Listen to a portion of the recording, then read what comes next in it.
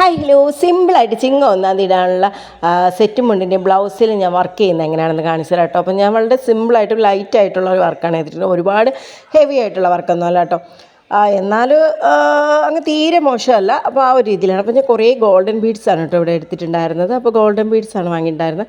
അത് നമ്മുടെ സാധാരണ ഷോപ്പുകളിലൊക്കെ കിട്ടും. അപ്പോൾ അത്യാവശ്യം ക്വാളിറ്റിയുള്ള, അത്യാവശ്യം നല്ല റേറ്റ് കൊടുത്തു വാങ്ങാം. കാരണം ഈ ചെറിയ ചെറിയ പാക്കറ്റ് 5 രൂപ 10 രൂപ ആ ഒരു റേറ്റിലൊക്കെ കിട്ടും. അത് നമ്മൾ മാക്സിമം മേടിക്കായിരിക്കും. കാരണം കുറച്ച് കഴിയുമ്പോൾ അതിൻ്റെ ഒരു ക്വാളിറ്റി പോകും. പിന്നെ ഈ ഒരു ബ്ലൗസൊക്കെ നമ്മൾ വളരെ യാദൃശ്ചികം 1-2 തവണയൊക്കെ ഇട്ടുള്ളൂ. അപ്പോൾ അങ്ങനെ ഞാൻ സൂചി നൂലും കൊണ്ടാണ് തയ്ച്ചത്. അപ്പോൾ ഒരു സൈഡ് ഫുള്ളായിട്ട് ആദ്യം ഒന്ന് നെക്കിൻ്റെ ആ ഒരു ഭാഗം മുഴുവൻ റൗണ്ട് ചെയ്ത് കൊടുത്ത് കേട്ടോ. ഒരു കുഞ്ഞ് ഗോൾഡൻ ബീഡ്സ് ആയിരുന്നു കേട്ടോ അത്. അതിനുശേഷം ഇതുപോലുള്ളൊരു ഗോൾഡൻ ലൈസ് കൊണ്ടിട്ട് വീണ്ടും ഒന്ന് സ്റ്റിച്ച് ചെയ്ത് കൊടുക്കാൻ കേട്ടോ. അപ്പോൾ വേണമെന്നുണ്ടെങ്കിൽ നമുക്കിത് ഒട്ടിച്ച് കൊടുക്കാം. അപ്പോൾ എനിക്ക് സ്റ്റിച്ച് ചെയ്ത് കൊടുക്കുന്നതാണ് കുറച്ചും കൂടെ ബലമായിട്ടിരിക്കുന്നതെന്ന് തോന്നി. അതുകൊണ്ടാണ് ഞാൻ സ്റ്റിച്ച് ചെയ്ത് കൊടുക്കുന്നത് കേട്ടോ. അങ്ങനെ നമ്മൾ സ്റ്റിച്ച് ചെയ്തെടുത്തു. അത് കഴിഞ്ഞ് വീണ്ടും അതേ ഗോൾഡൻ ബീഡ് തന്നെ ഒരു സെറ്റും കൂടെ നമ്മൾ വെച്ച് കൊടുക്കാം കേട്ടോ. അപ്പോഴാണ് അതിനൊരു നല്ല ഭംഗി വരിക കേട്ടോ. കാരണം ഒറ്റ സെറ്റായിട്ട് നമ്മളത് ചെയ്ത് കഴിഞ്ഞിട്ടുണ്ടെങ്കിൽ അതിനൊരു ഭംഗി ഉണ്ടാവില്ല. പിന്നെ ഞാൻ ഇവിടെ എടുത്തിട്ടുള്ള കുറച്ച് വലിയ ഗോൾഡൻ ബീഡ്സാണ് കേട്ടോ.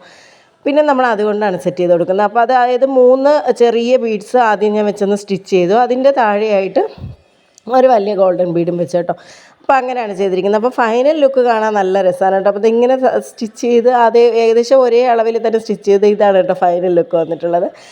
അങ്ങനെ എനിക്ക് നന്നായിട്ട് ഇഷ്ടമായി. പിന്നെ നമ്മളിനി ചെയ്യാൻ പോകുന്ന കയ്യിലാണ്. അപ്പോൾ കയ്യിലും എന്താ പറയുക, ലൈറ്റായിട്ടുള്ളൊരു വർക്കാണ് ചെയ്തിട്ടുള്ളത്, ഓവറായിട്ടുള്ളൊരു വർക്കല്ല. അപ്പോൾ ആദ്യം തന്നെ ആ ലേസ് വെച്ച് ഇതുപോലെ തന്നെ ഒന്ന് സ്റ്റിച്ച് ചെയ്തെടുക്കാൻ കേട്ടോ. അതിനുശേഷം ഞാൻ വിചാരിച്ചു ആ വലിയ ഗോൾഡൻ ബീഡ് മാത്രം ഇങ്ങനെ വെച്ച് കൊടുക്കുക. അപ്പോൾ നല്ല രസമായിരിക്കുമല്ലോ. അപ്പോൾ ആ രീതിക്കാണ് വെച്ച് കൊടുത്തത്. അപ്പോൾ എന്തായാലും എനിക്കിഷ്ടമായി.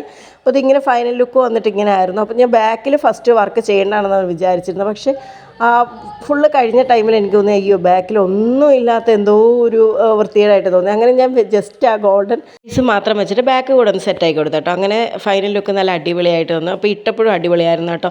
1-ാം തീയതി രാവിലെ അമ്പലത്തിൽ പോകാൻ വേണ്ടിയിട്ടായിരുന്നു കേട്ടോ ഞാൻ ഈ ഒരു ഡ്രസ്സ് സെറ്റാക്കി വെച്ചിരുന്നത്. പക്ഷേ നമ്മൾ രാവിലെ റെഡിയായ ടൈമിൽ വീഡിയോ എടുക്കണം എന്നൊക്കെയാണ് വിചാരിച്ചത്. പക്ഷേ അതിന് പറ്റിയിട്ടുണ്ടായിരുന്നില്ല. അപ്പോൾ ഇതായിരുന്നു കേട്ടോ ഫൈനൽ ലുക്ക്. ഫോട്ടോ മാത്രമാണ് എടുക്കാൻ പറ്റിയ ടൈം കിട്ടിയിട്ടുണ്ടായിരുന്നില്ല. അതിന് ഞങ്ങൾ കിടങ്ങുരമ്പലത്തിൽ ആനയൂട്ടായിരുന്നു. അപ്പോൾ അത് കഴിഞ്ഞ് വന്നിട്ട് എടുക്കാമെന്ന് വിചാരിച്ചു. പക്ഷേ ആനയൂട്ട് ഫുള്ള് മഴയായിരുന്നു. അതുകൊണ്ട് തന്നെ മൊത്തം മഴ നനഞ്ഞിട്ടാണ് വന്നത്. അപ്പോൾ പിന്നെ ആകെ നനഞ്ഞ് കുതിർന്നൊരിതായി വീഡിയോ എടുക്കാൻ പറ്റുന്നുണ്ടായില്ല.